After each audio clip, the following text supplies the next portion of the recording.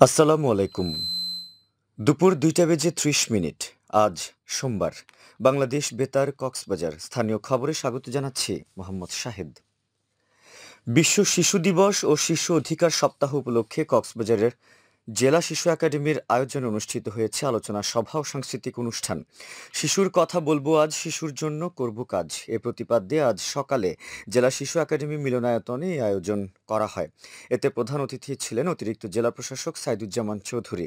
অতিরিক্ত জেলা প্রশাসক বলেন, কোমলমতি শিশুদের জন্য সুন্দর ও সুস্থ পরিবেশ এবং তাদের মৌলিক অধিকার নিশ্চিত করা না গেলে ভবিষ্যৎ বিশ্ব নির্মাণে তাদের অবদান নিশ্চিত করা যাবে না। জেলা শিশু বিষয়ক কর্মকর্তা আসানুল হকের সভাপতিত্বে অনুষ্ঠিত সভায় জেলা প্রাথমিক শিক্ষা কর্মকর্তা মোহাম্মদ শাহিন মিয়া, জেলা তথ্য অফিসার মোহাম্মদ আব্দুস সাত্তার সহ সংশ্লিষ্টরা বক্তব্য রাখেন। সভায় শিশুদের ভবিষ্যৎ গড়তে বিনিয়োগের গুরুত্ব তুলে ধরা সহ তাদের প্রতিভা বিকাশে সহায়তা ও অংশগ্রহণের সুযোগ তৈরি করা, বাল্যবিবাহ প্রতিরোধ সহ বিভিন্ন বিষয়ে আলোচনা করা হয়। পরে একাডেমির শিক্ষার্থীদের অংশগ্রহণে সাংস্কৃতিক অনুষ্ঠান পরিবেশিত হয়।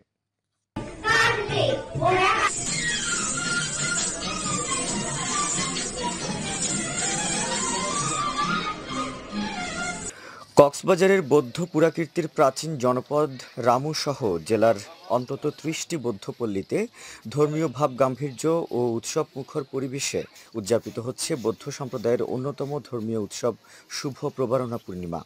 এ উপলক্ষে শহরের অগ্গমেধা বড়ক্যাং, রামুর ঐতিহাসিক রাংকুট বনাশ্রম বৌদ্ধবিহার, কেন্দ্রীয় সীমা মহাবিহার, রামু মৈত্রীবিহার সহ জেলার অর্ধশতাধিক বিহারে সকাল থেকে অনুষ্ঠিত হয় বুদ্ধ পূজা, অষ্টশীল গ্রহণ, মহাসংঘদান ও ধর্মসভা। সন্ধ্যায় জগতের সকল প্রাণীর সুখ ও সমৃদ্ধি কামনায় অনুষ্ঠিত হবে বিশেষ প্রার্থনা। পাশাপাশি বিহারগুলোতে আয়োজন করা হবে বর্ণিল ফানুস উৎসব। এছাড়া আগামীকাল দুপুরে রামুর বাঁকখালী নদীতে অনুষ্ঠিত হবে ঐতিহ্যবাহী কল্পজাহাজ ভাসানো উৎসব। জেলা জুড়ে এবারের প্রবারণা উৎসবের আয়োজনে ফিলিস্তিন সহ বিশ্বব্যাপী চলমান যুদ্ধ পরিস্থিতি বন্ধের আহ্বান জানানো হয়। ফিলিস্তিনে গাজায় যে সংঘাত হচ্ছে, এই প্রবারণা যে শিক্ষা, মানুষকে নির্লুপ হওয়া, সহনশীল হওয়া, ক্ষমাশীল হওয়া এবং মৈত্রী পরায়ণ হওয়া, সেই গৌতম বুদ্ধের শিক্ষা যদি এই প্রবারণার মধ্যে দিয়ে আমরা চর্চা করতে পারি, তাহলে আমাদের বিশ্বে যুদ্ধ হওয়ার কথা নয়, সংঘাত হওয়ার কথা নয়, হানাহানি হওয়ার কথা নয়। এদিকে শারদীয় দুর্গোৎসবের পরে আশ্বিন মাসের শেষ পূর্ণিমা তিথিতে সনাতন ধর্মাবলম্বীরা পালন করছেন শ্রী শ্রী লক্ষ্মী পূজা। আজ সকাল থেকে তাদের ঘরে ঘরে অনুষ্ঠিত হচ্ছে ধন সম্পদের দেবী মা লক্ষ্মীর পূজা। এই দিন ঘরে ঘরে আলপনা আঁকা, প্রদীপ জ্বালানো ও দেবীর আরাধনার মাধ্যমে ধন সম্পদ ও কল্যাণ কামনা করেন ভক্তরা। এবছর পূর্ণিমা তিথি শুরু হয়েছে আজ বেলা 11টা 24 মিনিটে এবং শেষ হবে আগামীকাল সকাল 9টা 33 মিনিটে। চট্টগ্রাম নগরীর একটি ইয়াবা মামলায় এক রোহিঙ্গা নাগরিককে যাবজ্জীবন সশ্রম কারাদণ্ড দিয়েছেন আদালত। গতকাল চট্টগ্রামের চতুর্থ অতিরিক্ত মহানগর দায়রা জজ বেগম সিরাজম মুনিরার আদালত এ রায় ঘোষণা করেন। দণ্ডপ্রাপ্ত আসামি মোহাম্মদ ইউসুফ উখিয়া উপজেলার কুতুপালং পুরাতন রোহিঙ্গা ক্যাম্পের বাসিন্দা। আদালতের বেঞ্চ সহকারী ওমর ফুয়াদ জানান, সাক্ষ্য গ্রহণ শেষে অভিযোগ প্রমাণিত হওয়ায় ইউসুফকে যাবজ্জীবন সশ্রম কারাদণ্ড দেওয়া হয়েছে। একই সঙ্গে 50,000 টাকা জরিমানা এবং অনাদায়ে আরও 6 মাসের বিনাশ্রম কারাদণ্ড দেওয়া হয়েছে। মামলার বিবরণে জানা গেছে, 2021 সালের 13 আগস্ট দুপুরে র্যাব বাকলিয়া শাহ আমানত সেতু সংযোগ সড়কের সামনে অভিযান চালিয়ে দুইজনকে আটক করে। এ সময় ইউসুফের কাছ থেকে 49,280 পিস ইয়াবা ট্যাবলেট এবং 40 গ্রাম ইয়াবার গুঁড়া উদ্ধার করা হয়। মহেশখালীর প্রধান সড়কে দুইটি ইজি বাইকের মুখোমুখি সংঘর্ষে ইব্রাহিম খলিল নামে এক ব্যক্তি নিহত হয়েছেন। গতকাল বিকেলে উপজেলার বড় মহেশখালীতে এই দুর্ঘটনা ঘটে।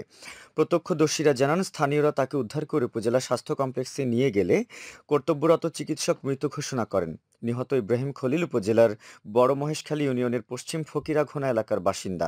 মহেশখালী থানার ভারপ্রাপ্ত কর্মকর্তা মঞ্জুরুল হক এ তথ্য নিশ্চিত করেছেন। তিনি বলেন, এ বিষয়ে আইনানুগ ব্যবস্থা নেওয়া হয়েছে। আবহাওয়া।